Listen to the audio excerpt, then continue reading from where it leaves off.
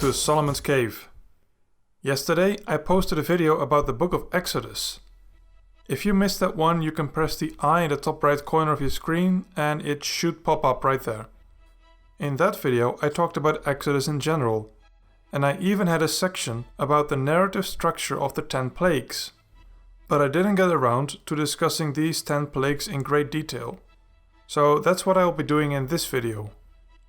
For each plague I will briefly discuss what the plague was, a possible natural cause for that plague, and finally the theological significance of that plague.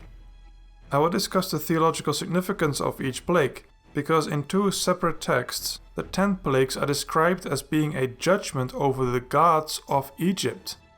And I'm curious which gods they are.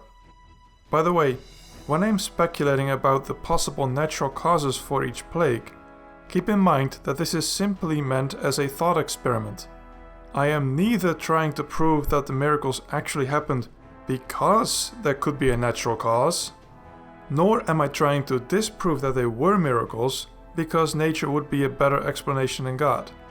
I am simply trying to look for possible correlations between our understanding of the natural world and the descriptions of the plagues in this book. Nothing more, nothing less.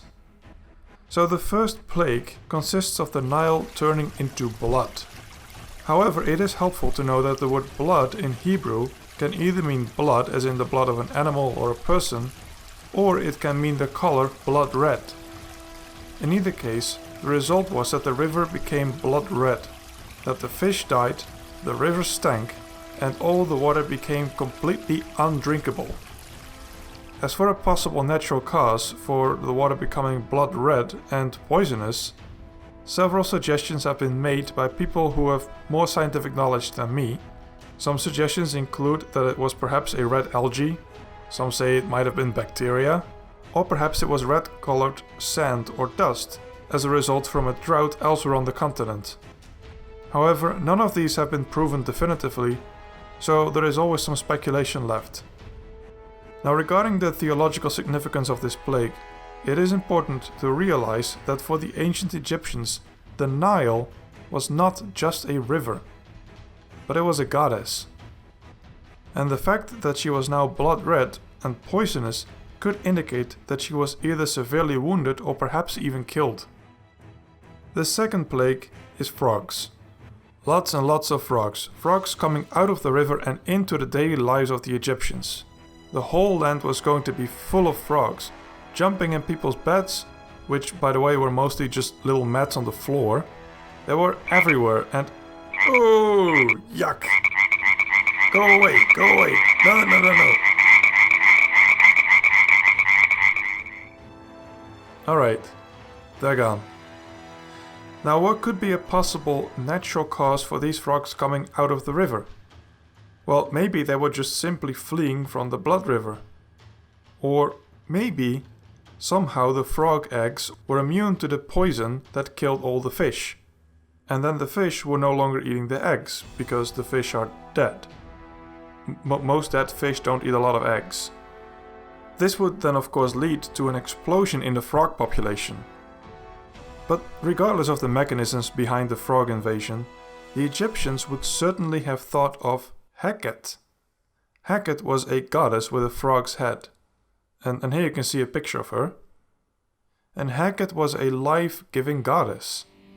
But now it turns out that the God of Israel can give even more life. So she was soundly defeated on her own terms. The next plague were gnats. Or perhaps they were mosquitoes. Or perhaps... ooh, I hate that sound. Ah, they're everywhere! Go away! Ugh. So anyway, the Hebrew word can mean a variety of small annoying vermin. Animals that might have been attracted to the frog corpses. Because after the frogs invaded the dry land of Egypt, they all died and were piled up in great heaps. You can be assured that that attracted at least some animals.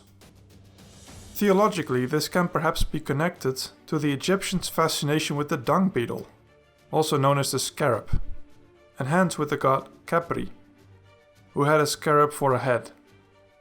Or perhaps he just had a scarab on his head. I don't know. A scarab god. In any case, the Egyptians were fascinated with the scarab because they lay their eggs in dung and can hence create life from death. Oh, and this is also the moment the Egyptian magicians gave up, as they could not create these gnats. Then comes the fourth plague, and those were flies all over the country. Well, except for Goshen where there were no flies. These seem to have been particularly nasty flies, so perhaps they could sting or even bite people. There were so many that they literally covered the... Ah no, here we go again. Man, these plagues get nasty. Anyway, let's do a little bit of speculation here. Maybe the previous generation of flies had laid their eggs in the rotting frog corpses, for there were plenty of those around, which would again lead to an explosion of these nasty flies. Also, maybe the Israelites had the right instinct, or perhaps they had received an unrecorded divine command to get rid of the frog corpses as soon as possible. That would explain why there were no flies where the Israelites lived. Theologically, I'd say this plague seems not that much different from the one with the gnats, so I think the theological point was very similar. The next plague is a disease that kills a lot of livestock. Among different commentators on the book of Exodus, it is popular to speculate about perhaps anthrax being the cause of this disease.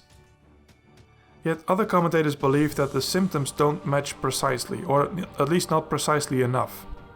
Another opinion is that this could be an unknown disease that was spread by the flies from the previous plague, which would again explain why Israel's livestock was exempt from this plague. Theologically speaking, several gods and goddesses in ancient Egypt were depicted as livestock, or with the head of a bull or a ram or a sheep. Two popular bull gods, for example, were Apis and Hathor. Here's a picture of Apis at the Louvre Museum in Paris, and here is one of Hathor at the Museum of Cairo. Now that we have reached the sixth plague, all of a sudden there are painful boils on both people and animals. Since we just had a disease that struck livestock, maybe this disease is somehow related. However, this plague was initiated specifically by the ritual act of Moses throwing soot from the furnace into the air. Theologically speaking, this could be seen as an attack on Isis or Sekhmet. Isis was a goddess of healing. Recently she's gotten a bad rap, but that is, by the way, completely undeserved. Sekhmet was also a goddess, and she was a goddess of war. Her special role was protecting the pharaoh in battle. So she was clearly not doing her job when the pharaoh and his entire army drowned in the Sea of Reeds later in the story. But she was also occasionally worshipped as a goddess of healing. Another theological point that can be made here is that the court magicians could no longer stand up. The defeat of the magic workers at Pharaoh's palace is now complete. And finally, there is something about this soot from the furnace that Moses takes and throws into the air in order to initiate the plague of the painful boils. Some theologians suggest that the word furnace can be understood as brick oven. The same kind of brick oven that the Israelites were forced to work with as slaves. In that case, there is some poetic justice in the fact that the soot from this particular oven is now being used in a ritual that causes terrible pains on the slave drivers. The seventh plague is a massive hailstorm with thunder.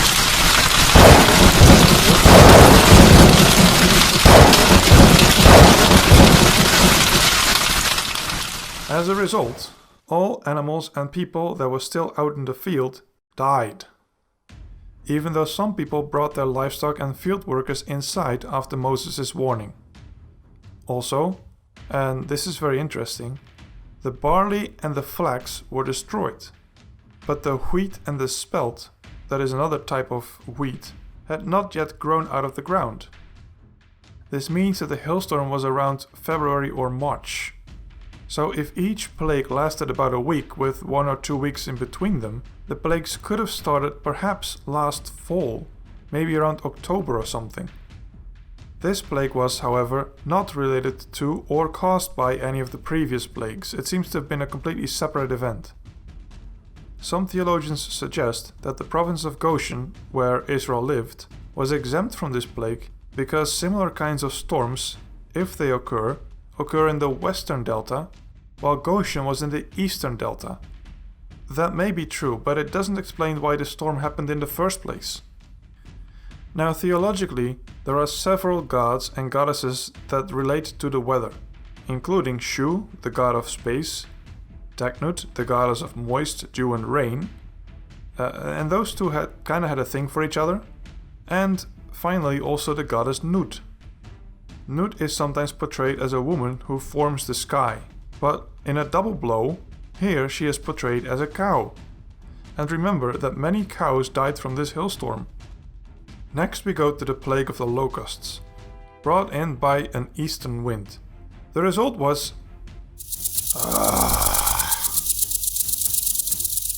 Oh nice! Thanks guys!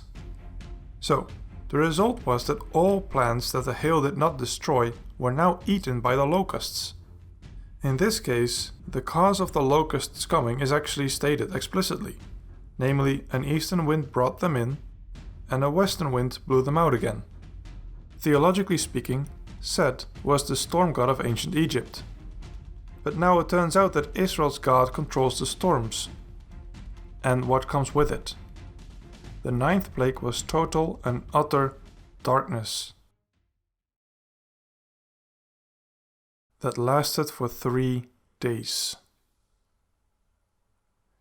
This could perhaps be explained by yet another storm, perhaps a sandstorm. But most sandstorms you can still see a little bit, and it looks a bit more like twilight rather than absolute total darkness. So if it were indeed a sandstorm, it would be the worst sandstorm in all of history. Regardless of the natural cause of the darkness, this darkness was a total defeat of the sun god Ra, who was a creator god and the highest deity in the Egyptian pantheon. And finally, we reach the 10th plague, the death of the firstborn. Both humans and animals suffered the same fate. This one cannot be explained away, especially not if you include the animals. And theologically speaking, the Egyptians, ultimately, worshipped life itself. This plague proves that Israel's God cannot only bring life, but also death. In summary, we have seen that some of the suggested natural causes could work, but not all of the plagues can be explained as mere natural phenomena. Not to mention that some of the suggested natural explanations are speculative and cannot always account for all of the details in the text. Theologically, we can see that many of the gods and goddesses of Egypt were hit. And especially some of the last plagues hit the most popular and powerful gods. Ultimately, Israel's God is shown to have the power of both life and death. That is the end of the 10 plagues. My next video will resume the study of Hebrew, but the next video about the Bible will cover the book of Leviticus.